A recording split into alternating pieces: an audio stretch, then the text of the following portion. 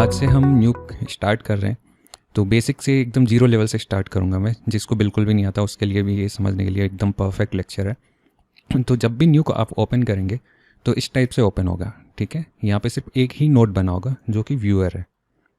अगर ये सपोज़ मैं डिलीट करता हूँ और ये चला गया, तो देखो यहाँ पे अभी पहले व्यूअर दिख रहा था, हमने उसमें कुछ नहीं डाल रखा था तो वो ब्लैक स्क्रीन आ रही थी, और अभी हमने उसको हटा दिया तो कोई व्यूअर नहीं है। तो आपको इसको वापस लेके आना है तो आप वापस 1 प्रेस कीजिए। आप 1 प्रेस करोगे तो ये वापस आ जाएगा, ठीक है। आप फिर से डिलीट कर सकते हैं और फिर से 1 प्रेस कीजिए तो ये फिर से आ जाएगा, ठीक है।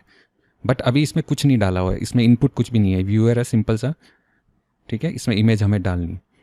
तो अब आ जाते हैं न्यूक के इंटरफेस पे। तो इसमें 4 चीज़ें हैं जो मेन है।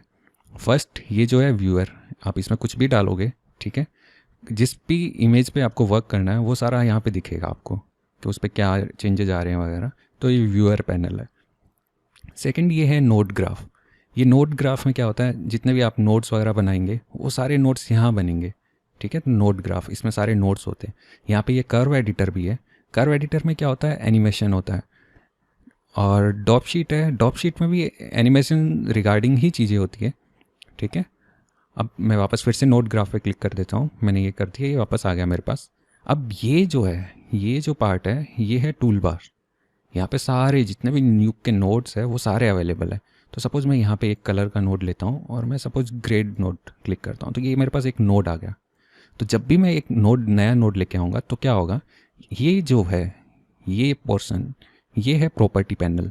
तो फर्स्ट टाइम जब भी नोड को आप ओपन करोगे तो उसका प्रॉपर्टी भी साथ में आएगा यहाँ पे, ठीक है। अगर मैं इसको क्लोज कर देता हूँ, मैंने क्लोज कर दिया, सपोज ये प्रॉपर्टी हटा दी, अब मेरे को वापस फिर से प्रॉपर्टी चाहिए, तो मैं क्या करूँगा, इस पर डबल क्लिक करूँगा तो ये मेरे पास वापस प्रॉपर्टी आ जाएगी।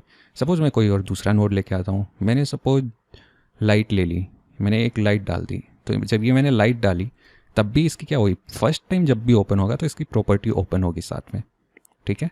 अगर आपको 1 बाई 1 क्लोज करना है तो ये जो क्रॉस साइन है हम इससे क्लोज कर सकते हैं, और आपको सबको एक साथ करना है तो इससे कर सकते हैं। ये हम आगे देखेंगे, जब प्रॉपर्टीज़ वगैरह के बारे में पढ़ेंगे तब हम इसके बारे में डिटेल से डिस्कस करेंगे, इसके सारे मेन्यूज़ वगैरह के बारे में। तो मैं इन सारे नोड्स को डिलीट कर देता हूँ।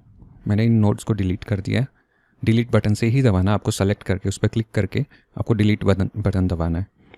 अब मैं एक कोई भी पिक्चर इसमें ड्रैग करता हूँ।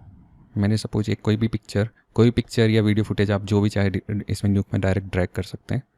तो ये मैंने ड्रैग कर दी तो ये आ गई। ये मेरे को यहाँ पे दिख रहा है लेकिन ये यहाँ पे नहीं दिख रहा है। तो ये यहाँ पे क्यों नहीं दिख रहा है, तो इसका रीज़न है कि अभी हमने व्यूअर में इसको इनपुट नहीं दिया है। तो इसको आपको इनपुट देना होगा। तो ये जो आपको 1 दिख रहा है, आपको इसको इससे कनेक्ट करना पड़ेगा। जब आप कनेक्ट करोगे तो यहाँ पे व्यूअर में दिखाई देगा, मतलब इस व्यूअर में हमने ये इमेज डाल दी है, तो अब इस इमेज का व्यू इस पर आ रहा है, ठीक है। मैं आपको इससे फिर से हटा के दिखाता हूँ। अगर आपको इसको इससे कनेक्ट, ऐसे ड्रैग करके कनेक्ट नहीं करना है तो आप डायरेक्ट भी कर सकते हो। आप इस नोड को सेलेक्ट करोगे, ये नोड को मैंने सेलेक्ट किया, आप इस पर क्लिक कर सकते हो। आप इसको स्क्रॉल ऐसे करके भी सेलेक्ट कर सकते हो। तो आप इस पर प्रेस 1 करोगे तो ये अपने आप आ जाएगा। अगर मैं इस नोड को, व्यूअर को डिलीट भी कर देता हूँ, और डिलीट करने के बाद भी अगर मैं इस पर प्रेस 1 करता हूँ तो ये वापस आ जाएगा, ठीक है। ये व्यूअर आ जाएगा, तो ये हमारी ये पिक्चर दिख रही है। और नेक्स्ट लेक्चर में हम लोग जानेंगे कि कैसे डिफरेंट टाइप की फुटेज जो है वो इंपोर्ट करनी होती है और क्या उनका मीनिंग होता है।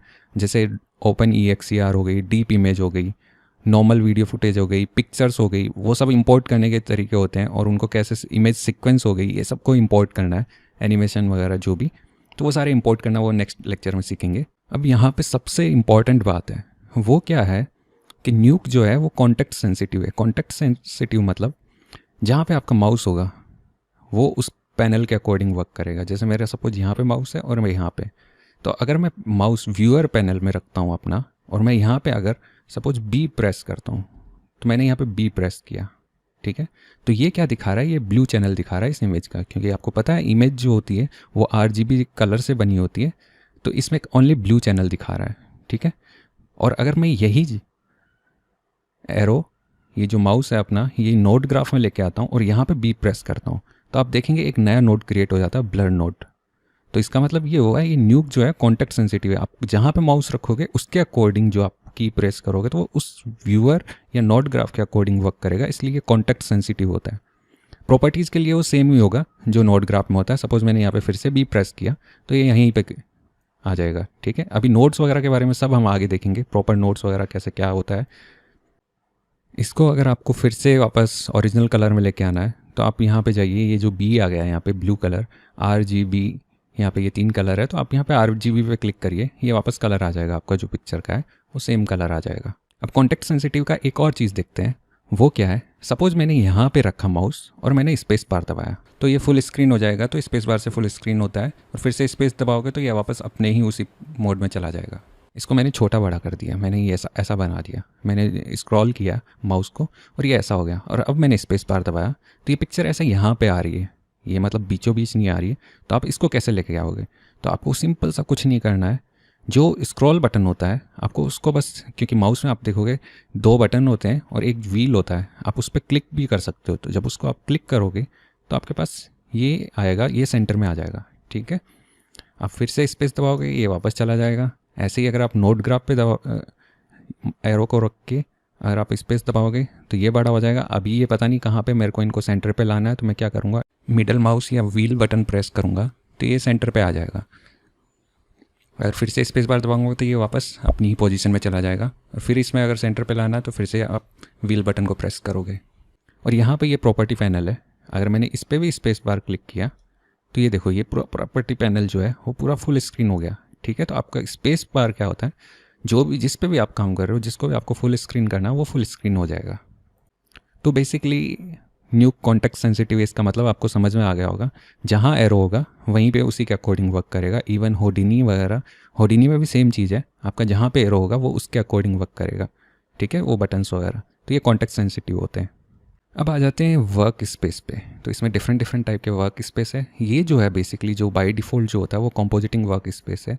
अब यहाँ पे जाओगे वर्क स्पेस में, मेन्यू में, यहाँ पे कंपोजिटिंग पे क्लिक करोगे, ये सेम का सेम रहेगा, इसमें कोई चेंज नहीं होगा। तो ये कंपोजिटिंग वर्क स्पेस जो है वो बाय डिफ़ॉल्ट रहता है।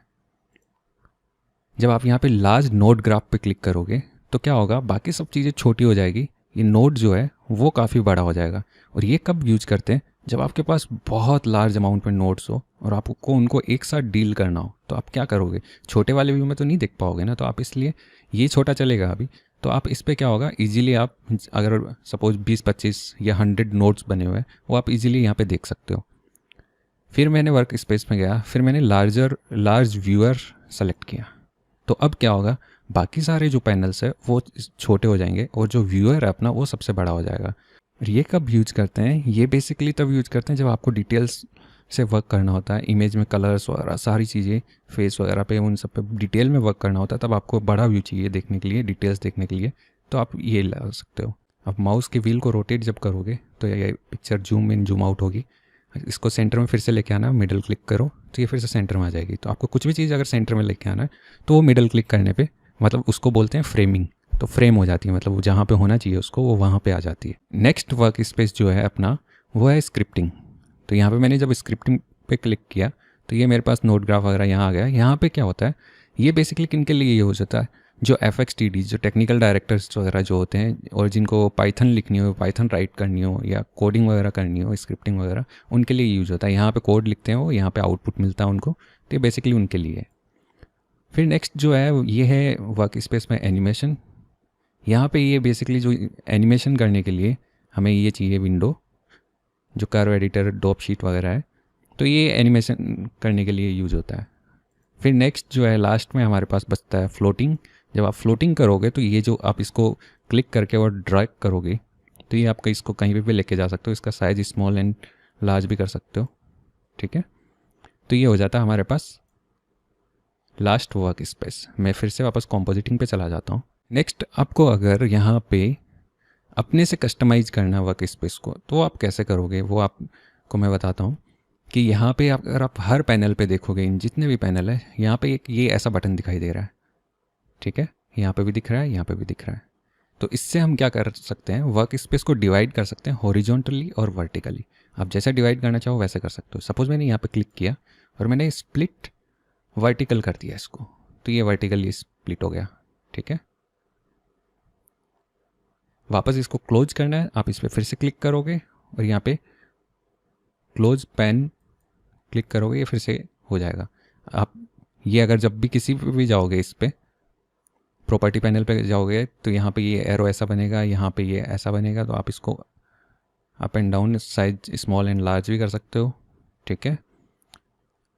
ये जो प्रॉपर्टी पैनल है इसको मैं एक काम करता हूँ, मैं यहाँ पे वर्टिकल इसको स्प्लिट करता हूँ, तो ये मेरा वर्टिकल स्प्लिट हो गया। अब यहाँ पे क्या डाल सकता हूँ मैं, कुछ भी डाल सकता हूँ। सपोज़ मैंने यहाँ पे डॉप शीट जो है मैंने इसको ड्रैग करके मैंने इसको यहाँ पे पटक दिया, इस पर पटक दो तो ये डॉप शीट यहाँ आ जाएगी।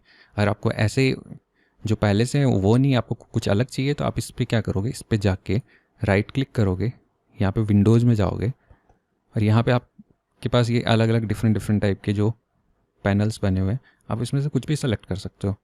प्रोग्रेस कर दिया मैंने सपोज, तो ये प्रोग्रेस आ गया। मैंने फिर क्लिक किया, फिर विंडोज़ पे गया, फिर मैंने पिक्सल एनालाइज़र कर दिया तो ये पिक्सल एनालाइज़र आ गया, ठीक है। तो आप ऐसे टाइप से ये कर सकते हो। और अगर हमें 2 व्यूअर चाहिए होते हैं, न्यूक में सबसे अच्छी चीज़ है कि आप यहाँ पे एक ही साथ 2 व्यूअर ले सकते हो, जिसमें प्री एंड पोस्ट जो होता है, मतलब before behind the scene type का, वो भी आप यहाँ पे क्रिएट कर सकते हो। तो वो मैं करके बता देता हूँ। मैंने फिर से इसको किया और स्प्लिट हॉरिजॉन्टल किया, तो ये मैंने हॉरिजॉन्टल किया है, यहाँ पे ये हॉरिजॉन्टल आ गया।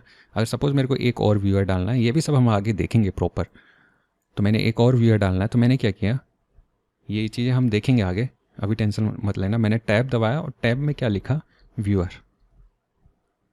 तो जब मैं इस पर क्लिक करूँगा तो मेरे पास एक और व्यूअर आ गया। व्यूअर 1 तो ऑलरेडी है, ये व्यूअर 2 है, तो मैं इसको देख रहा हूँ, ये यहाँ पे देख रहा हूँ, ये व्यूअर 1 है, ये व्यूअर 2 है, तो मैं इसको लेके यहाँ पे ड्रैग कर दूँगा, तो ये मेरे पास सेकंड व्यूअर आ गया। तो अब मैं यहाँ पे इजीली देख सकता हूँ कि बिफोर एंड आफ्टर टाइप से, या कुछ भी आपको कंपेयर करना है किसी भी टाइप से, तो आप कंपेरिजन कर सकते हो।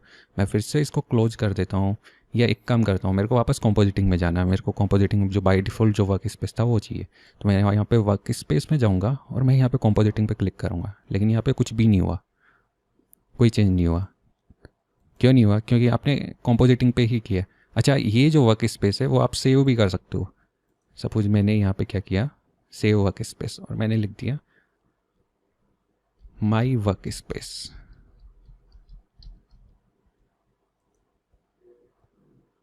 ओके कर दिया आपने।